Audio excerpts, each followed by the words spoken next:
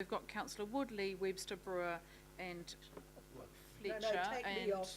I think we've had enough. Right. I want to get home tonight. Speaking to the recommendation, briefly, Councillor, I would ask I'll be very councillors to brief. I'll keep be very their... brief.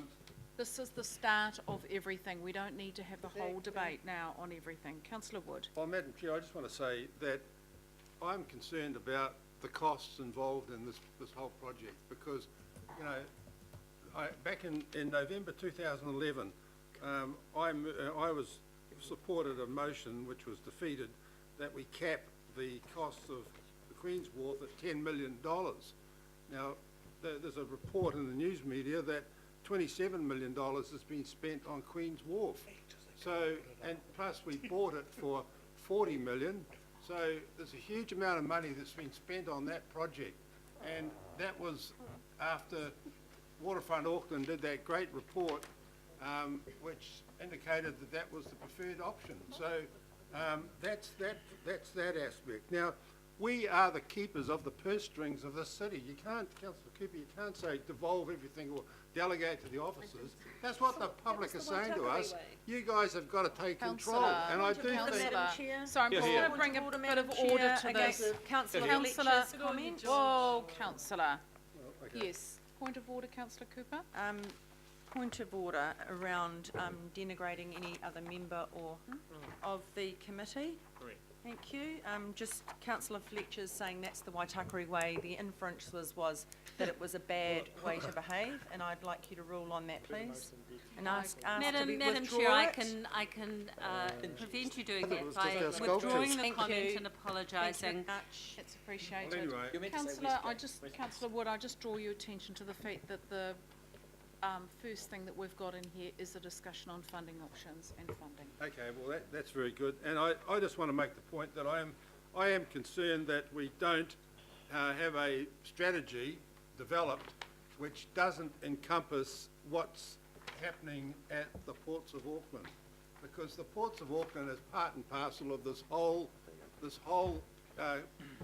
waterfront development. You can't differentiate between the ports of Auckland and Captain Cook Wharf or Queen's Wharf.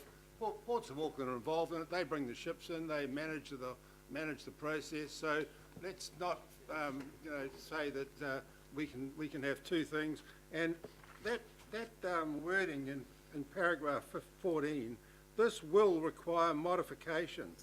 Will, to my way of thinking, is an action verb, which means will says it's going to happen. It's going to happen. So, well, that's the point that I want to make, and we should remember that, and I'll finish at that point. Thank you. That's great. Councillor Lee. Thank you, Madam Chair. I'm just blown away by what I've heard today. In terms of the waterfront, I think Auckland Council has done a damn good job over the last 4 years.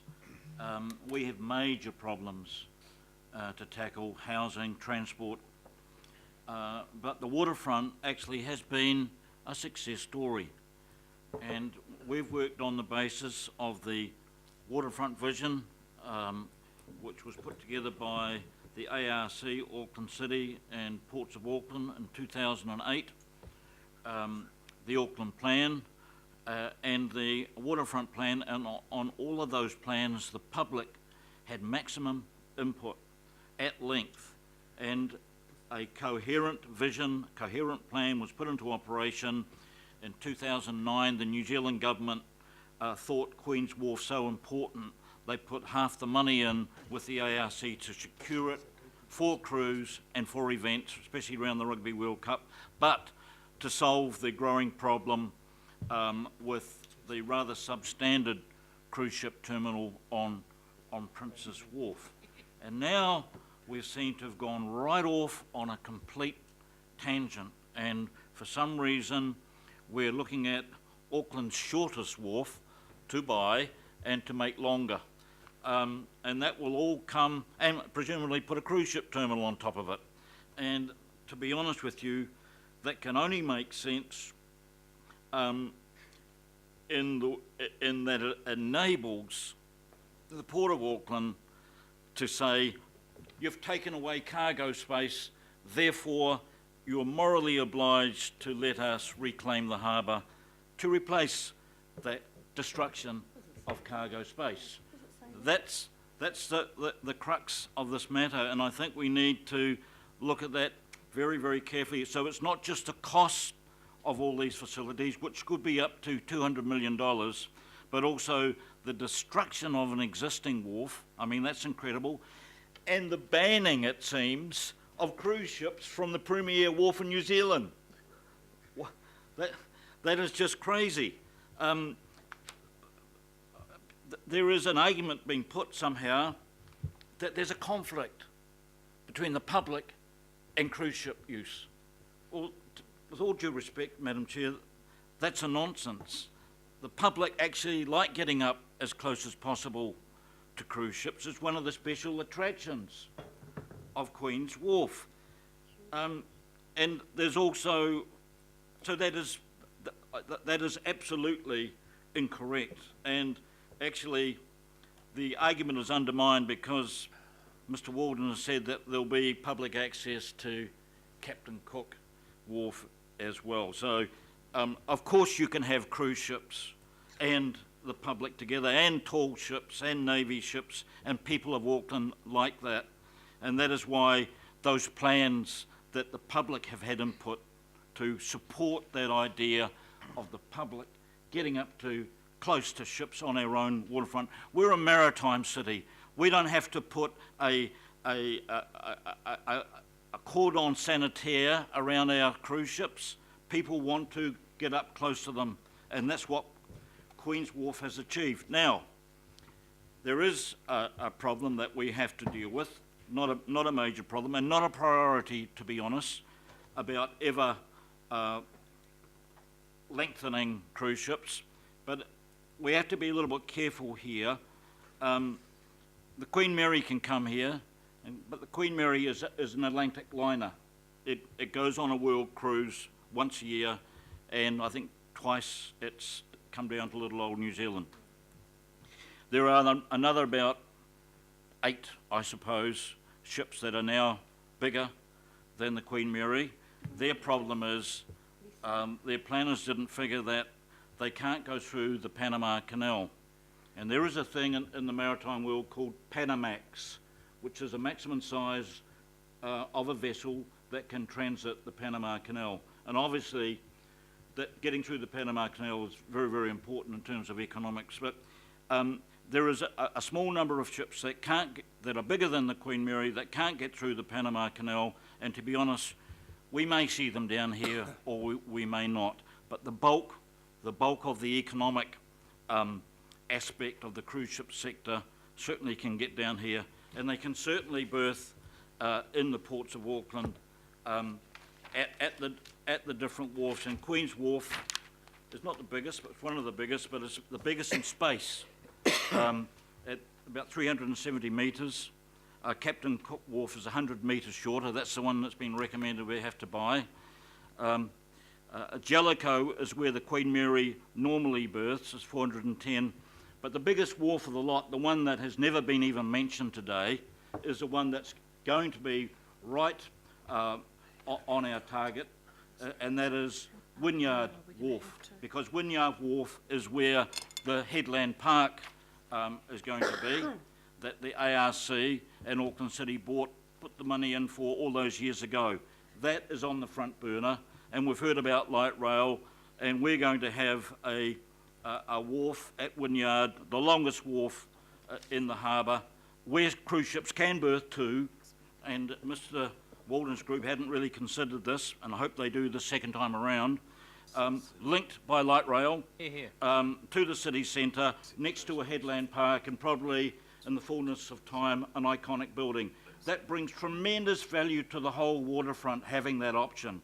And so, Madam Chair, the option in all our previous plans has been Queen's Wharf, Princess Wharf, and Wynyard Wharf. And to go and buy a little packer like Captain Cook and spend a huge amount of money making it longer, destroying Marsden Wharf, really? And then buying a cruise ship terminal, again, on the ratepayers, is something that the ratepayers need to know about, I think, and they'll need to make a judgment call. I'm pretty sure what their decision will be, given all our other priorities. Remember the CRL, remember light rail, that was just last week. We have to prioritise and be strategically sensible. We have one of the greatest harbours in the world, but the berthage is not limitless, and so therefore we have to conserve and maximise value from the wharf space we have. There's another factor as well, that if we go for option 4, it means absolutely there'll be major reclamation in the harbour, and that brings the public concern and also significant ecological, environmental effects, which bring into play the Hauraki Gulf Marine Park Act. In one of these reports, and excuse me if I get them mixed up, but I think it's the NZIR. I do just ask you to bring your comments to a Okay, we'll close. leave that. Can I just say that I believe we have major problems in Auckland. This is a contrived problem, to be honest with you, and I know that a family of chief executives have been sitting around the room, but somehow one of the family, where's that thing, Councillor? One of the family hasn't fessed up to the rest of the family and actually pulled the rug under the CCIG, which I think is a very bad form, and I think Mr Town needs to go and talk to Mr Gibson that these sort of strokes on the Auckland Council and on the public of Auckland are not acceptable. And so, Madam Chair, there's one final point here, and that is there's the public that haven't been let in the room, of the family's room, the wider family, the family we work for. And also there's somebody else involved that apparently has been forgotten, and that is the purchase of Queen's Wharf was led by the Prime Minister himself. He was a guy that was very keen on supporting the Auckland Regional Council in buying that. And of course, cruise ship and the cruise industry was very much part of his motivation. So please, CCIG, have a word with the Prime Minister and the government as well. Thank you. I think we've covered Well that. said. And B. I've got Councillor Brewer, Fletcher, Clow, and then I'm going to put the recommendation. Please be brief, councillors. We're going to, actually, we're going to move an extension of time. I think we need to do that at this stage. We've got 15 minutes, but we have some stuff that needs to be dealt with today. So please, be quick. Councillor Brewer. Thank you, Madam Chair. A lot has been said. Yeah, for sure, and my comments are going to be around the fact that the overall impression, as the Mayor put upon us, is that the public have had a lot of say in the waterfront development, and generally it's progressing well. And I just want to remind members that the 2012 waterfront plan and its neighbouring and interjoining city centre master plan looked at a scope that did not include the Ports of Auckland area. And so I have some sympathy for those that are calling for more and greater public engagement, and I'm pleased, Madam Chair, that that is now part of this process as we're taking a cup of tea and having a more serious and more considered look at option 4. Because when you look at the waterfront plan and its version, its interpretation of central wharfs, page 100 of 121, its central wharfs are pretty much Princess Wharf and Queen's Wharf. It omits the likes of Captain Cook Wharf and Marsden Wharf. And so I would have liked to have thought that back in those days we should have, with the benefit of hindsight, we should have had a wider look at the waterfront and not just end it at Queen's Wharf. That was the area of scope. On the Waterfront's consultation, the Waterfront Auckland's consultation, people did have their say about reclamation, but they make it quite clear in their documentation that they couldn't do much about public concern because it was outside their scope. And so I think yes, there has been a lot of interaction with the public in the last 3 or 4 years around proposed waterfront development and where it should head. But I think it needed to take a more holistic approach, and it needed to include the Ports of Auckland area rather than just being greyed out, because what we're seeing now is that lack of integration. And Rick's highlighted that today, that consents are being granted with not even any information being passed to his group. So I think it's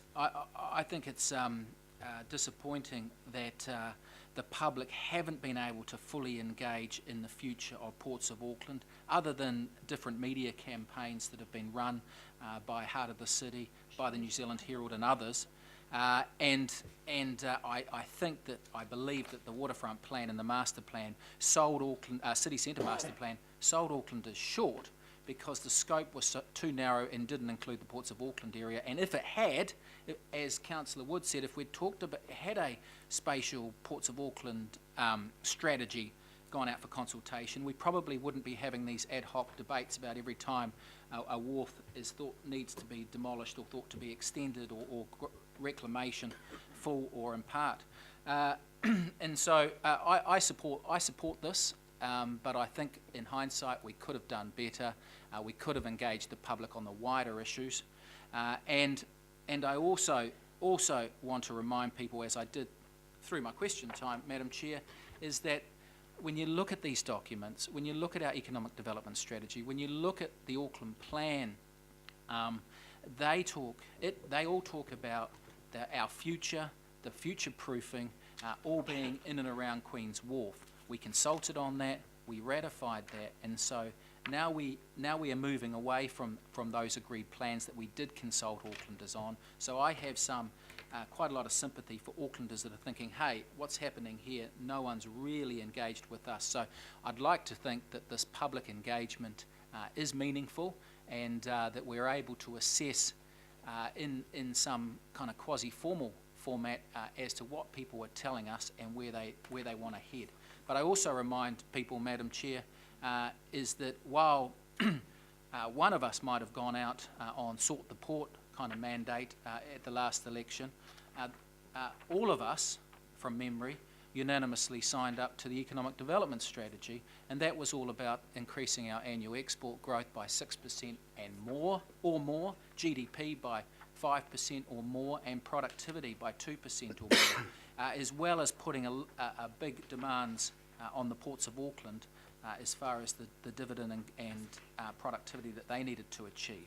So again, I support this, but I'd like to think that the public, that what the public are telling us via email, via phone calls, and via some form of submission process will play into our decision when we ultimately decide the fate of the Captain Cook extension. And I'd also, finally, Madam Chair, I'd also like to ask you to consider an inclusion on which, as Rick is asking for as much guidance as we can give him, that requests staff undertake more detailed work describing issues and opportunities, timing and funding options, including a potential capital contribution from Ports of Auckland. To specify that as the expectation that is part of the funding exploration exercise. Thank you for considering. Madam Chair, just have a question of clarification. Something Councillor Lee was saying, he said that, it sounded like he was saying in this option we were expected to buy Captain Cook Wharf. I didn't think that was the case. Is that the case? To buy Captain Cook Wharf? Belongs to Ports of Auckland. Well, that's what I'm saying. Okay. So, Madam Chair, that's part of the process of investigating the next stage where we go. And there are options around that. okay, thank you. So let's Sounded just- like a given. I've got Councillor Fletcher and Clow. And Madam Chair, I'll be very brief. I just want to remind councillors that we're not Hokitika. We are the largest council in New Zealand, and as such we have an obligation to actually have good process. You do not make good decisions unless you have good quality information. And I applaud the move by Stephen Town as our CEO to bring together an officers group that integrates that thinking. What we need to do as governors is actually integrate our thinking about the way that issues come before us. So there's issues for me today about political judgment on this, the way that officers are providing information to us, and I am concerned that Rick did not receive all of the information. That would suggest to me that there's a bit of a glitch in the system. I am concerned that we spent 2 days at a retreat talking about building up relationships and actually discussing these very issues, not to be told at that time, when we're building up trust, of the consents that had actually been put in place. So it's an environment that then becomes a little toxic because people feel that they don't have all of the information. So I welcome the recommendations today. We're not locking in anything, we're just doing more detailed work, and obviously the financial considerations are going to be absolutely critical to that. So I want to be able to get in behind Rick Walden's team, but be able to give him clear direction so that he knows what he can proceed with and what he can't. So I think today might have been lengthy in terms of some of the issues needing to get out onto the table, but I hope those senior officers who are signing these reports off can actually ensure that when we come to consider them, it's not in an ad hoc way, that they come together with all of the information so that we don't end up feeling, and the public don't end up feeling, that we're being manipulated. Thank you, councillor. And finally, councillor Clow. Yeah, for me, the elephant in the room is the Ports of Auckland. That's basically, we're all dancing around this issue. I mean, how the heck can we have a comprehensive plan of this whole development when we're not actually doing a comprehensive plan about the Ports of Auckland, and we're talking about some sort of national port strategy? I mean, we should be looking seriously, and we should be discussing sooner rather than later the issue of us merging with the Ports of Tauranga and the Ports of Northland and effectively creating one national port company and be on the stock exchange. Then we can work out where the cars should go. Should the cars go up to Northland? Is it possible for them to be offloaded there, stuck on a train and brought down to Auckland, and we don't have the damn eyesore of what we've got, parking cars, a big parking lot as you enter Auckland? Isn't it wonderful? So I will vote for this very reluctantly, I will say, but I give notice going forward if we as a council are not seriously looking at trying to be creative about our Ports of Auckland business operation. I'm not talking about the land, just the business operation, because creating one very large national port company can work out where it's best in the national interest to be developing our ports. And that may mean not growing Auckland, it may mean holding Auckland where it is. It may mean we get out of this multi-pack sort of cargo, bulk sort of cargo, or reduce it significantly, and cars are the main element, 45% of that. So I will vote reluctantly, but I'll give notice that we really need to be thinking far more creatively than we are at the moment. I would just ask the mover and seconder, I just wonder, after Captain Cook extension in brackets, that we add and other public realm enhancements. So it kind of reads we're going to go away and talk about investigate only the Captain Cook extension, whereas we're not really. Councillor, I see your point. Would be better just to take the brackets out. Option 4 is option 4. Yeah, take the just take the brackets brackets out. That's fine. So, yep. Okay. Thank you. Your point's well made. The long-awaited wider discussion on ports, I think you are not a voice alone there. I think many of us around the table would agree with you on that one.